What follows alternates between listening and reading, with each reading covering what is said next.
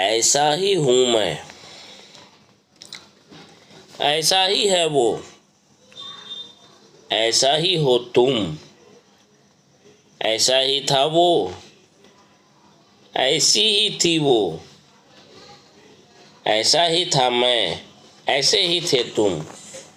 इस तरह का सेंटेंस हमें हर दिन अपने लाइफ में बोलना पड़ता है। कोई भी ऐसा दिन नहीं जाता कि इस तरह के सेंटेंस को नहीं बोलना पड़े।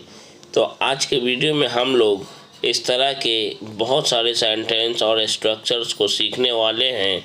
Hello friends, welcome back to my channel advance English 101। आज के इस वीडियो में हम लोग 5 एडवांस स्ट्रक्चर्स को सीखने वाले हैं और एक से बढ़कर एक सेंटेंस, डेली यूज़ होने वाले सेंटेंस की हम लोग प्रैक्टिस करेंगे। लेकिन इस वीडियो को शुरू करने से पहले मैं आपसे एक रिक्वेस्ट करना चाहूँगा। अभी तक आपने हमारे इस चैनल को सब्सक्राइब नहीं किया तो ज़रूर करें। चलिए शुरू करते हैं आज का ये वीडियो। सेंटेंस बनाने का रूल है, सबसे पहले सब्जेक्ट, उसके बाद इज आर एम, उसके बाद द वे, उसके बाद सब्जेक्ट, उसके बाद is are am. According to subject is are am का यूज़ करेंगे। पहला सेंटेंस है ऐसा ही हूँ मैं, I am the way I am. ऐसा ही है वो, she is the way she is. या फिर कहेंगे ऐसी ही है वो, she is the way she is. ऐसा ही है वो, he is the way he is. ऐसे ही हो तुम, you are the way you are. आइए बढ़ते हैं अब इस स्ट्रक्चर के दूसरे पहलू की ओर। अभी जो हमने सीखा वो इसका पहला पहलू था, यानी प्रेजेंट की बात को बोलने के लिए स्ट्रक्चर सीखा है। अब हम लोग सीखेंगे कि इसी सेंटेंस को अगर पास्ट में बोलना हो तो क्या करेंगे। उसके लिए केवल और केवल सब्जेक्ट के अनुसार वॉज और वर का यूज़ करना है और कुछ नहीं। जैसे कि सेंटेंस है ऐसे ही थी वो, she was the way she was. ऐसे ही थे तुम, you were the way you were. ऐसा ही था मैं, I was the way I was. Next structure है, जब भी हमें अपने सेंटेंस की शुरुआत अगर इस तरह के बात से करना हो, एक तरह से कहा जाए तो वह बिल्कुल गलत है, एक तरह से कहा जाए तो यह सच नहीं है, एक तरह से कहा जाए तो उसकी गलती है, एक तरह से कहा जाए तो यह महंगा नहीं है या महंगा नहीं है। ये अनेक इस तरह के सेंटेंस हैं जिसे बोलने के लिए हम लोग बोलना चाहते हैं इंग्लिश में, लेकिन बोल नहीं सकते, जबकि इसे बोलना बहुत ही आसान है। आइए सीखते हैं इसके रूल को, कैसे इसे बनाना है, बोलना है। सबसे पहले हम लोग सो टू से या सो टू स्पीक को बोलेंगे, उसके बाद अपने कंप्लीट सेंटेंस को बोलेंगे। सो टू स्पीक को सेंटेंस के पहले या सेंटेंस के लास्ट में भी हम लोग बोल सकते हैं। एक तरह से कहा जाए तो यह बिल्कुल सही है। इसके लिए हम लोग कहेंगे so to say it's absolutely true, या फिर हम लोग बोल सकते हैं it's absolutely true, so to say या सो टू स्पीक। एक तरह से कहा जाए तो गलती उसकी है, सो टू से या so to speak it's his fault. एक तरह से कहा जाए तो महंगा नहीं है ये, it's not expensive, so to say. एक तरह से कहा जाए तो देश की रक्षा करना हमारा कर्तव्य है, it's our duty to defend our country, so to say. और you can speak, so to speak. एक तरह से कहा जाए तो तुम्हें बताना चाहिए था, you should have told, so to say या फिर सो टू स्पीक। एक तरह से कहा जाए तो तुमने उसके साथ अच्छा सलूक नहीं किया, you did not behave well with him, so to say.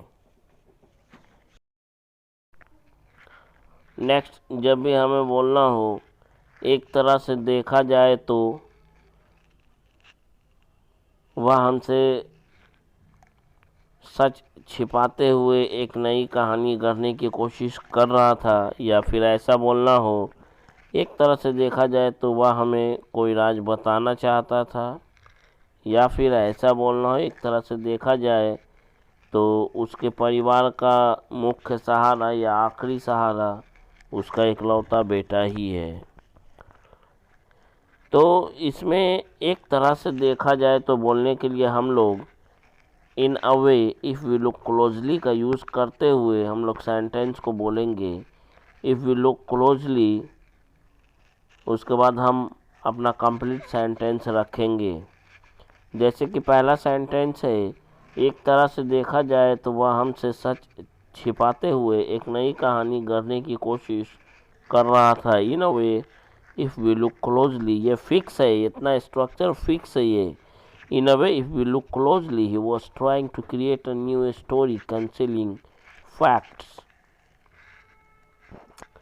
एक तरह से देखा जाए तो वह मरने से पहले अपने परिवार वालों को कोई राज बताना चाहता था। इसके लिए हम लोग कहेंगे in a way if we look closely he wanted to tell a secret to his family members before dying.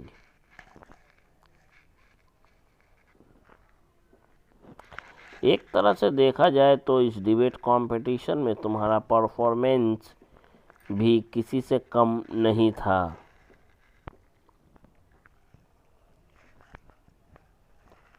In a way, if we look closely, your performance was also nothing short of anyone in this debate competition.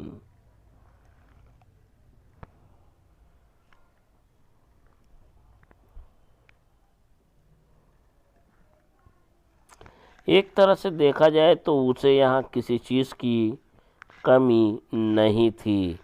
In a way, if we look closely, he was nothing short of anything.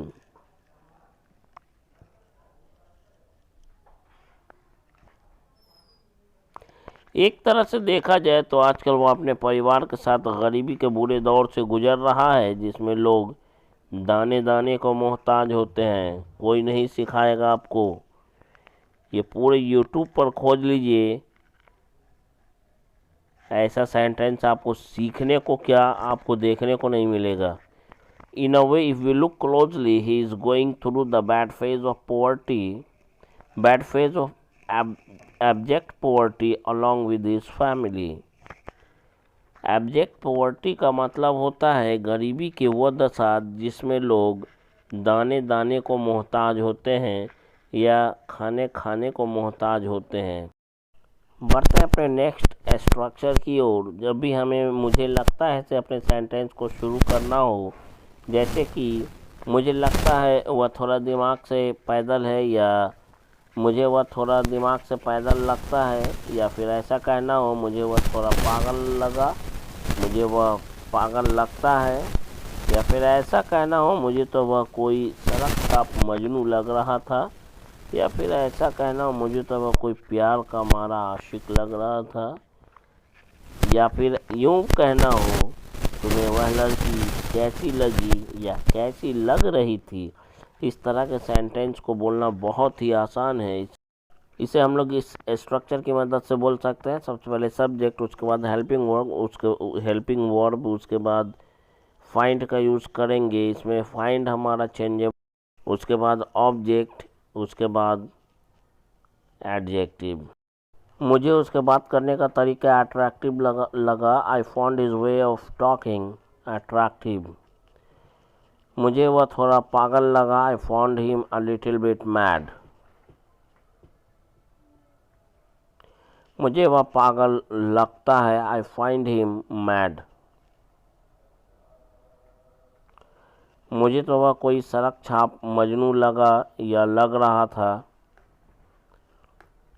I found him a road side Romeo. मुझे तो वह कोई प्यार का मारा आशिक लग रहा था। I found him a jilted lover. मुझे लगा वह चोर है। I found him a thief. I found him a thief. वह लड़की कैसी लगी या कैसी लग रही थी। How did you find that girl. वह लड़की आपको कैसी लगी या कैसी लग रही थी। How did you find that girl. मेरा नया घर कैसा लगा आपको, या आपको कैसा लगा, या तुम्हें कैसा लगा। How did you find my new house. अब तुम मुझे बोरिंग लगते हो। I find you boring now, या now I find you boring.